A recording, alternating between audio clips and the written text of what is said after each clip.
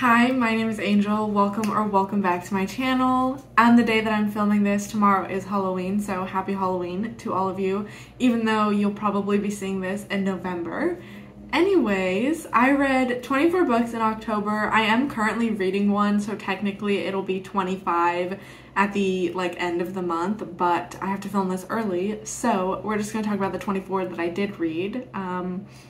Crazy number, but let's just go ahead and get into it. So starting off, I read two nonfiction books that I ended up not giving a rating to. The first one was The Black Guy Dies First, Black Horror Cinema from Fodder to Oscar, and that was by Robin R. Means Coleman and Mark H. Harris.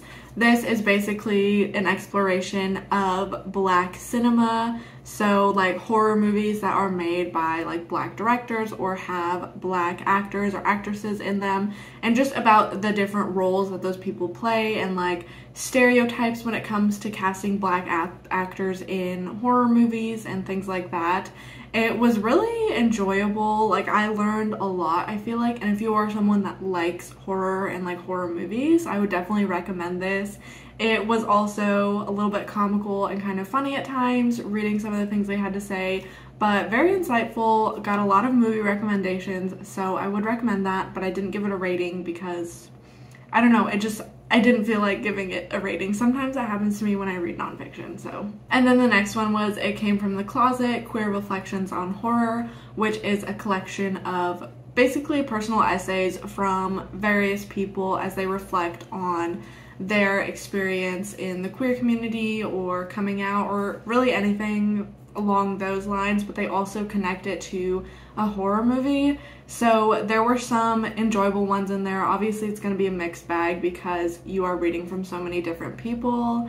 This collection taught me that I am not really a fan of personal essays. I've tried to read a few before and didn't really enjoy them, and then this one, it was just kind of like, none of them were bad, I just didn't really enjoy reading it that much, but I would still recommend it. And now we are getting into the books, the rest of the books that I read and rated, starting with the lowest rating all the way up to the highest. So we're starting with our 2 stars. The first 2-star I had was actually an arc that releases on Halloween Day. That is An Ordinary Violin by Adriana Chartrand. This one I was really disappointed by because it is described as, let me read it, a chilling horror novel about a young indigenous woman haunted by the oppressive legacies of colonization, which sounded perfectly right for me, but I felt like it was really just lacking the horror elements. Like, I was reading it and I was like, where's the horror? Because it's not here. There were also like a ton of different characters, and the timeline kept jumping back and forth between like the present and then flashbacks in the past. And all of that was just very hard to keep track of, especially because the book itself didn't hold my attention and I wasn't really interested in it.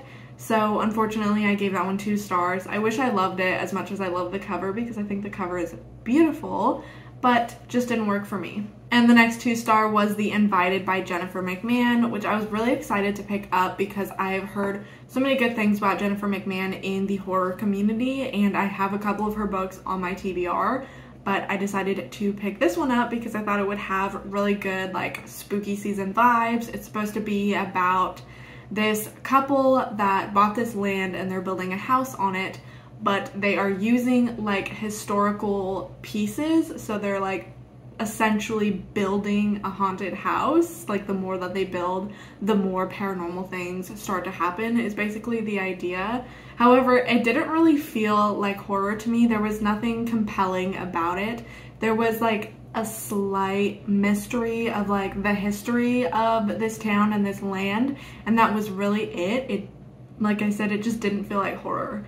Like, this is a book that if my grandma was like, I want to read a horror book, I would give her this, because maybe it would spook my grandma, but that's probably it. It also seemed very slow moving for most of it, and like I said, the actual sort of mystery wasn't compelling at all, and it was extremely predictable as well. Like, very early on, I think it's very easy to tell where the story is gonna go, but then you have to wait like 200+ pages for the book to be like, oh, by the way, like, this is what's happening. And I'm like, yeah, I knew that. I was waiting for you to catch up to me. I don't mind when a book has twists that are slightly predictable, that kind of make you guess during the whole book. But this one, it was literally like, oh, it's gonna go this way. And then it took like the entire book for it to go that way. And then when it happened, it was like supposed to be this reveal and you're like, didn't we all see that coming? Anyway, moving on, this next one was actually 2.5 stars, and I'm actually kind of scared to say it because it's like so widely loved. The only people I ever see talk about this book either give it 4 or 5 stars, so I was a little bit disappointed when I gave it a 2.5. This sun is being like crazy this morning. It's never hits at this angle when I film at this time, so if my face is like half in the sun, I do apologize if it's distracting. Anyways, I'm scared to say it. It was The Between by Tananarive. Like I said, I was absolutely so excited for this book because I see people rave about it all the time. I will say that I really enjoyed like the general concept of it. So we are basically following this man who was saved by his grandmother when he was younger. She saved him from drowning, and now he's an adult, he's got a wife, he's got children, and he starts to have these like very realistic dreams, I guess you could call them, and kind of scary dreams. And then there's also somebody that is messing with his family and sending them death threats and like racial slurs and things like that, and is threatening his wife and his children. So he's dealing with all of this stuff. The stress is just kind of building up, but basically the whole mystery is like, I guess, what the dreams signify and like how all of that connects and what it means for this man and his family. I feel like it was just really slow, and it was a little bit confusing at times. I also am not a really big fan of like reading extended dream sequences in books, but that's like not necessarily the book's problem. That's kind of like my own little preference. But this one did have a lot of extended dream sequences, like every other chapter pretty much. I did like the reveal and like the explanation to everything that was going on. Like the general concept that the author tried to go with, I think is very fascinating.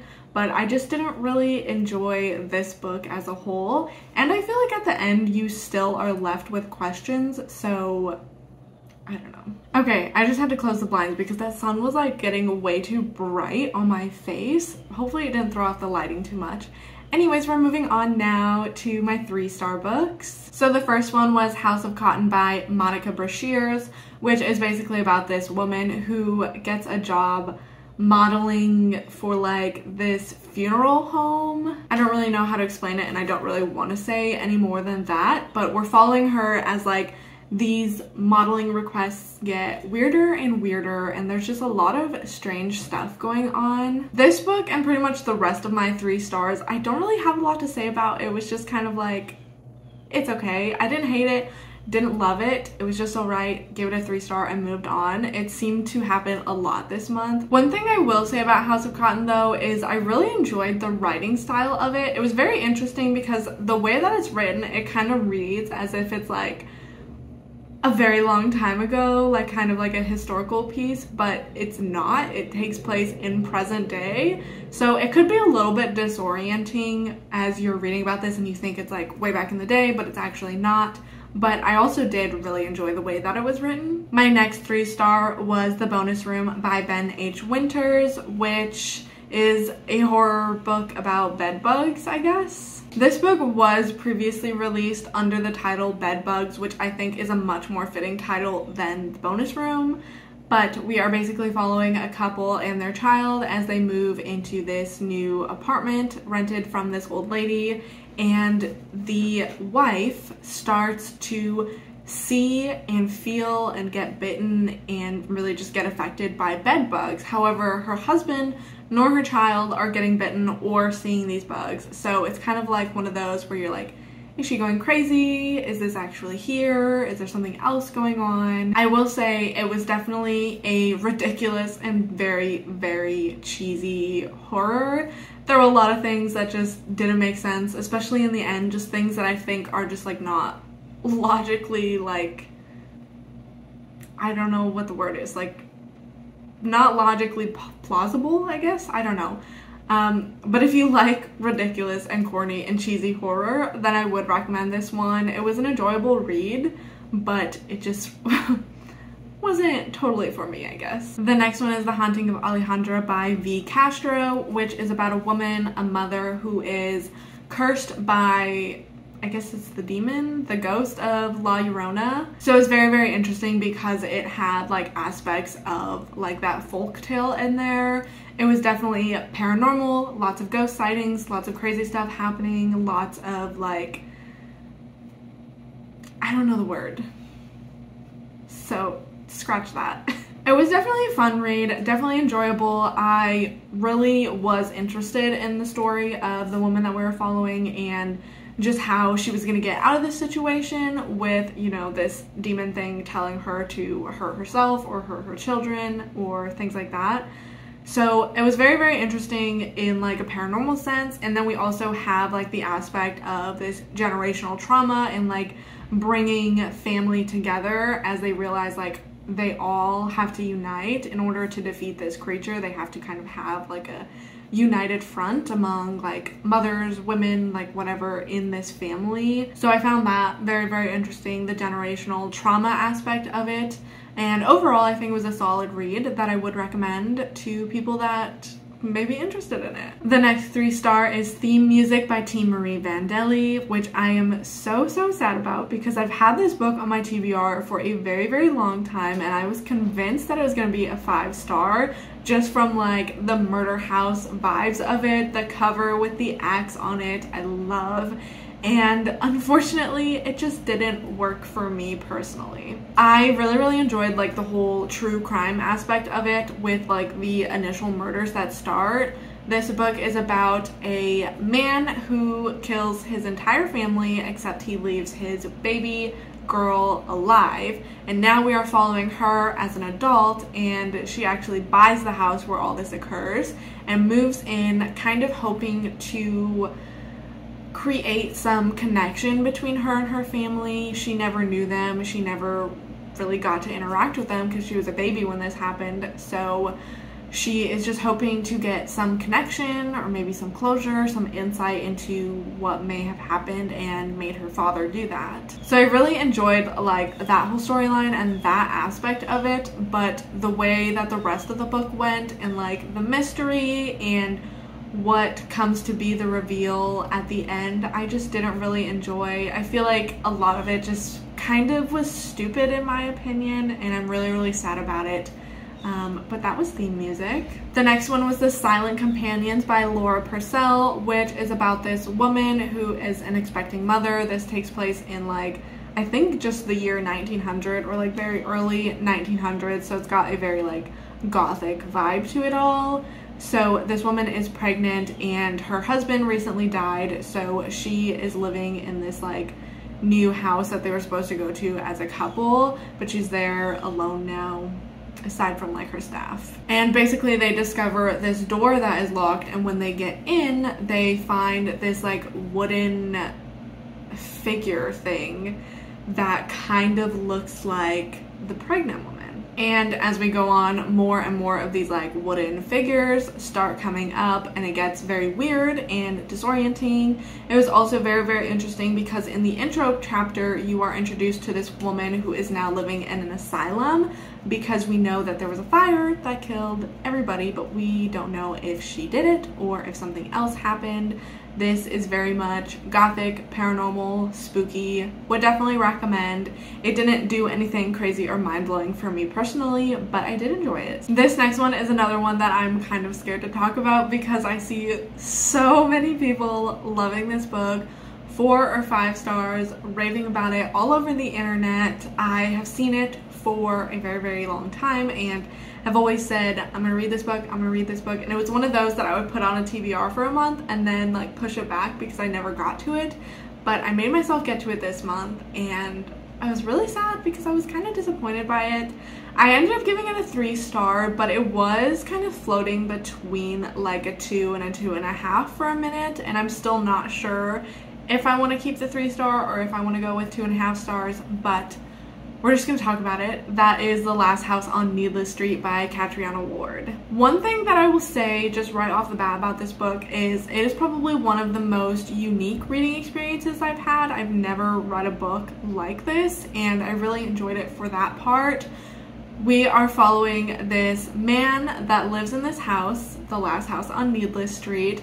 The windows are all boarded up, and all we know is this man lives there with his cat and a teenage girl who never leaves. And that's all that it says in the synopsis, and that's all that I'm going to tell you guys. However, I feel like it's a little bit weird because you don't learn that the girl never leaves the house until like a good bit into the book. So I feel like they kind of spoiled it for you. But anyways, this is definitely a book where you have to go in with as little knowledge as possible.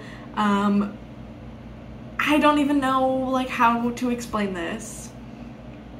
It's a very, very hard book to talk about without giving spoilers. Just know that we have those 3 characters. We read from all of their POVs, so we do get a cat POV, which is kind of fun. It's just a very confusing and like disorienting book. Like, you know, like think of like having a head cold, I don't know if that's the right word, or just like being sick and you're like groggy and tired and your head kind of hurts. That's what this book makes you feel. So if that sounds fun to you, definitely pick it up. I just have a hard time like talking about my feelings about this book because the book itself I didn't really like that much, but I really, really love the concept of it, and I love the discussions that could be had around this book. It's definitely like a very, very good like book club discussion where obviously you go full spoilers and you talk about everything. I think all of the discussions surrounding the book, I really, really love that more than I've really liked the book itself. I don't know. Do you see why I can't come up with a rating for this one? I didn't by any means hate it, and I would still recommend it if you are a person like me that was seeing the hype for it everywhere and you're like, I want to know what's going on with this book. I would still say go ahead and read it, but just go in with as little information as possible and know that it's going to be a very unique experience. And we'll leave that one there. The last 3-star book that I had was Knock Knock Open Wide by Neil Sharpson, which was a new release. This one just came out in October. This is a story where we're following like 2 different timelines. So we have in 1979, this woman was driving home from a party where she stops and sees a dead man on the side of the road. So she picks him up and drives to a close by farmhouse, the next house she sees, to seek help, and some crazy stuff happens. She goes missing for a few days. She gets found and never speaks about it again. And it kind of like they were saying in the book kind of turned into a meme because any question they asked, she would say, I don't remember. I don't remember. I don't remember. So we're following that timeline, and then we have in the future, we have her daughter that we're following. That section of the book is kind of like a coming of age, like sapphic part. I don't know. It was interesting. And then we also have this like other aspect of it with this like children's show that is, I can't remember what it's called, like Pucking or something. And it's like this little puppet that lives in this box, but you never see the puppet in the show. So there's like legend and mystery surrounding it. This one personally just didn't work for me. I found it to be a little bit slow and boring. First of all, the very, very beginning was fascinating, had me hooked, I was very, very interested. And then it was like the middle part just like dragged, and it was losing my attention. This book brings in like a aspect of Irish folklore, which is very interesting, and it definitely deals a lot with like generational like family stories, I guess you could say. So if you are into that, I would recommend it. However, don't expect anything like really spooky or really scary. It wasn't really that type of vibe, but I could see other people enjoying it even though I didn't enjoy it that much, and it was gay, so how can you hate it? Okay, then I had 2 books that I rated at 3.5 stars. The first one was The Ritual by Adam Neville, which I actually was fully expecting to be like a 4 or 5. I love the movie and I love Adam Neville as well.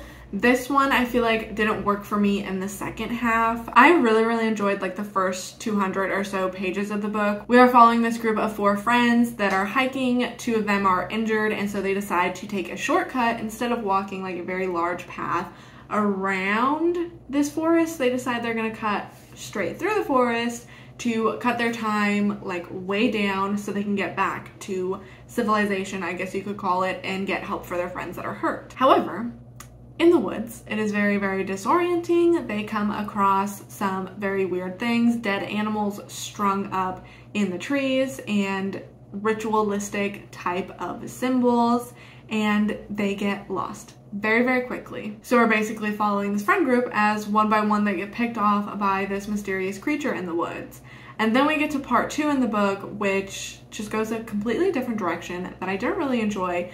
Very different from the movie if you've seen the movie. So I don't really know. Just the like second part of this book I wasn't really a big fan of, but everything before that I really loved, so I settled on a 3.5. And my other 3.5 rating went to Whale Fall by Daniel Kraus, which is one that I have been looking forward to reading, one of my most anticipated for this year. This is about a kid, not a kid, he's like 19 I think. Anyways, this guy, his dad was a very like well-known diver and would always take him diving when he was a kid, and he decides to take his life and he does it in the water. So now we are following his son as he is trying to go and retrieve those remains and maybe get a sense of closure, and he gets swallowed by a sperm whale. So it's definitely very intense. I thought the descriptions were fantastic. The author creates great imagery and really does a good job of like illustrating what is happening and when it's happening, even though like probably 80% of the book takes place inside of a whale.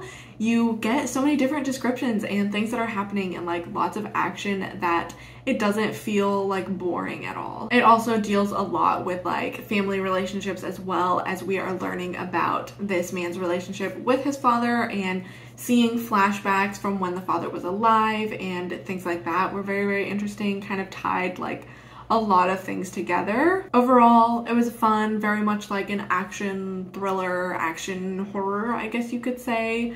Very big on like deep sea horror vibes, so if you are a deep sea horror fan, then I think you would enjoy this one. Overall, I thought it was fun, but nothing like groundbreaking, I guess. Okay, now we're finally getting to the 4 stars. The first 4-star book that I had was The Grip of It by Jack Jim. This one, it's kind of hard to talk about why I didn't like it without giving spoilers, but we are following this couple that has just moved into this new home where everybody in the town kind of gets a weird vibe, and they like, there's very obviously something going on with this house, but nobody wants to tell them what it is. So things start to happen to them. They start hearing noises, seeing things, and just crazy things start happening, getting bruises during the night, and they have to figure out what's going on. But it's very interesting because we get to see their relationship throughout it all. So it's like one of them will experience something and doesn't want to tell the other person because they don't want their partner to think that they're like crazy, but then the partner is also experiencing the same things. So it's very interesting. I love the way that it was written. It gave it almost like a kind of claustrophobic type of feeling where you just really are disoriented, just like the characters. This one was very strong. Like, I was for sure it was going to be a 5-star. However, there were a few things that happened in the story that never actually got revisited or tied up at the end. So there were still questions about certain things that had happened, which I was really sad about, because if those things had just been touched upon again, then it would have been a 5-star book, because I really enjoyed the reading experience of this one. My next 4-star was Dead 11 by Jimmy Giuliano, which was another one of my like most anticipated releases for this year. This is about a man whose sister has gone missing, and he knows that she went to this island before she went missing. So he goes there. However, it's very strange because everybody on this island seems to be stuck in the year 1994. So they don't use any modern technology. They dress like it's the 90s. And if anybody is caught doing something else, like something modern, using a cell phone or listening to modern music or anything like that, very, very bad things happen to them. This one was a very fun reading experience. I really, really loved the concept of it, and I love that we get like a mixed media aspect of it. We get text messages, news articles, audio transcripts, and different things throughout, which I really, really enjoyed. I also love the direction that the horror took, but I don't want to say too much about it because I don't want to give anything away. I did read this in a vlog, if you want to go and watch that and see what my full thoughts were. That was the vlog where my boyfriend chooses what I read for a week, so go and check that out. There's a few that I've listed that are in that vlog. Moving on to my next 4-star read, that was Penpal by Dathan Auerbach, which was another one that had been on my TBR for years, and I was very, very excited to read. This started off, I don't know if it started off like on Reddit and like No Sleep, or if it was a creepypasta, but it very much reads just like a creepypasta. So if you are a fan of that, then I think you'll like this. In this story, we are following a man who is trying to recollect and like just reflect on certain childhood memories that he had and things that all connect in a way. So we are following his story through 5 different parts as he tells us these different things that happened to him in childhood. It was spooky, it was sad, it was very fun to read. And like I said, I would definitely recommend this if you are a fan of creepypastas. If you are a fan of like more serious horror, then I don't know if this one would definitely work for you because like I said, it reads exactly like a creepypasta. So if you're not into that vibe, then I don't know if this will work for you, but I really, really enjoyed it. The next 4-star I had was A Certain Hunger by Chelsea G. Summers. This book I've seen called like a feminist American Psycho, and I think it definitely gives very, very big vibes of that. The author has a very unique writing style as well that I really, really enjoyed, and I just don't know how to talk about it. I really, really like this book, and the experience of reading it, I thought it was very, very interesting. It is definitely like stream of consciousness, but we are following this woman as we know that she is in prison for murder. So now we are hearing her story as she tells us about these murders, about who she murdered, how she found them, and then what she did with their bodies after, because she is a very good cook. I thought the stream of consciousness style of this was so fascinating. I thought it was so interesting just to like see her descriptions of like the body parts that she takes and the food that she makes with them and the recipes she uses. I thought it was so interesting and so fun. And I just really, really loved the way that this book went, the way that it was written, the story that it told, and I would definitely recommend it. If you've seen it and you're wondering if it's worth the hype, I think it definitely is, but it very much has like a literary horror type of feel to it, so just be prepared for that. And my last 4-star was Such Sharp Teeth by Rachel Harrison. This book was everything that I wanted it to be. It is pretty much like a werewolf love story, but not okay, that's maybe a bad description for it. It's about a woman who finds herself turned into a werewolf, and she is navigating her life afterwards and navigating her love life afterwards because she's like, how would anybody be with me as I'm a werewolf? Which I totally understand. I read this one hoping that it would be a silly and fun read for Halloween, and it definitely was that. It delivered, like I said, everything that I wanted it to. There was a lot of romance in this, but I didn't really mind it because I was really, really enjoying this story. And that's really what it is. Like, don't go into this expecting like a werewolf horror, because it's not. It's just a woman that is a werewolf now, and she's like weirdly okay with it. She's like, well, shit, I guess I'm a werewolf. And she just navigates her life and her relationships. And it was very, very interesting, very fun, and everything I wanted it to be. Okay. Now, the moment we've all been waiting for, the 5 stars of this month. I had 5 stars, which I feel like is pretty good. So the first one was another very much anticipated release for me, and that was The Quiet Tenant. Basically, the story is about a man who is a serial killer. He's killed a bunch of women, and we are following his story through the point of view of different women. So we are following one woman who he currently has held captive. He hasn't killed her.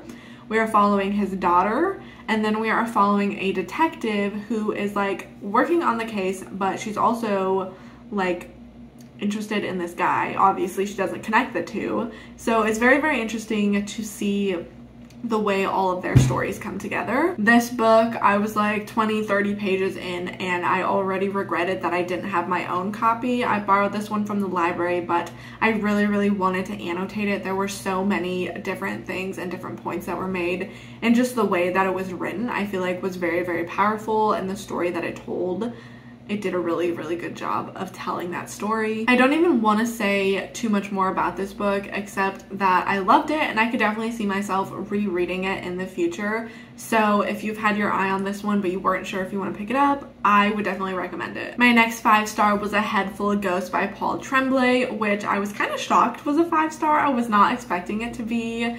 This book follows a girl who is said to have been possessed, but we are hearing the story from her sister. So her sister was very, very young at the time that all of that happened, so we get to see like her memories from when she was that age. But it's also very, very interesting because when this was happening and the possession was happening, their family was not doing so well financially, and so they agreed to have a camera crew come in and make like a reality show out of this, out of their daughter's possession, which sounds ridiculous, and it was ridiculous, but I really, really enjoyed it. This book definitely, like the first half, had some very, very creepy horror elements to it, and then the second half kind of focused more on like the family themselves and just the relationships between everybody, especially the sisterly bond and the sisterly relationship.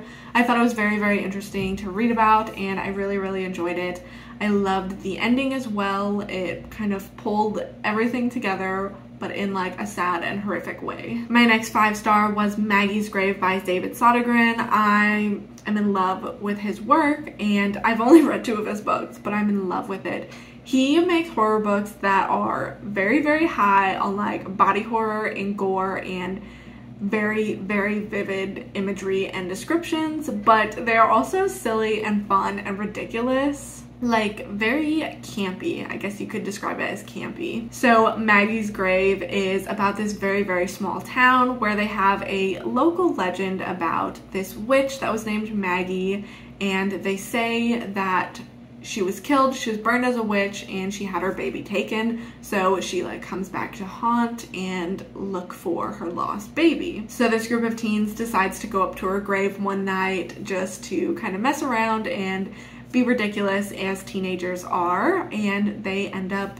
bringing Maggie out. She comes back and terrorizes this town, and there's a lot of blood and gore and ridiculous things that happen, but it was so fun. This might be a minor spoiler, but I just want to let y'all know, if reading about a witch crawling through the pipes while a man is currently taking a poop, then I would recommend this.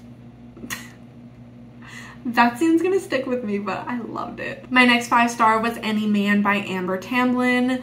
This one I posted on my Instagram story as I was reading it because I love the way that it's written, and I had so many people like messaging me, what is this book? And I had to be like, oh, it's this, but like it deals with very crazy things.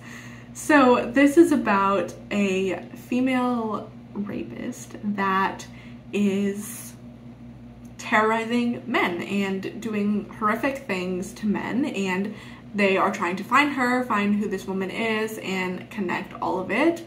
I really, really enjoyed the way that this book was written because it's like the author brings in like a poetic type of style where it's not just written in like a very typical book format. We get a lot of different things that I really, really enjoyed. It also made it a very quick and easy read because, well, maybe not easy, but a very quick read because it is written like poetically, so there's not a lot of words on every single page. So obviously it deals with some heavy topics, but I think it did so in a really, really good way. It was a very enjoyable read, very, very heavy and very like raw and brutal, and it's definitely gonna stick with you, but I think it was really, really well done, and I would recommend this if you think you can handle like the subject matter, because I know books like this are not for everybody. And my last 5-star for October was My Best Friend's Exorcism by Grady Hendrix.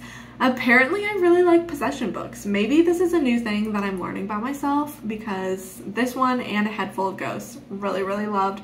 Way more than I thought I would. So my best friend's exorcism follows two girls who are the bestest of friends in the world, and one night something a little crazy happens to one of them and she is possessed now, and it is up to her friend to kind of find her help, because anytime she tries to bring it up with the parents or somebody at school, she gets dismissed by all the adults and kind of reprimanded for even talking about it.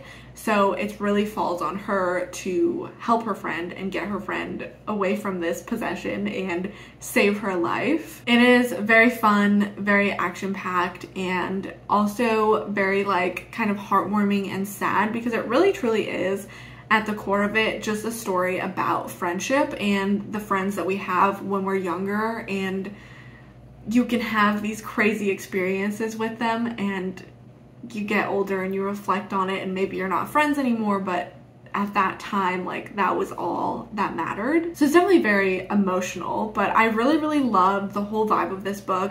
It takes place in the 80s, and like I said, they are in high school, and I don't know, there was just something so fun and like almost comforting about reading this book. Like, I just really loved being immersed in the story and immersed in this world that Grady Hendrix created. So it was very good and very enjoyable, and the ending was a little sad. I saw a lot of people saying that they cried about this book, and I can understand why you would cry. Anyway, I feel like I've been talking forever, but those are the 24 books that I read in October, minus the one that I'm currently reading, which will make it 25, but we could discuss that at a later date. Anyway, with all of that being said, thank you guys so much for watching, and hopefully I will see you next time.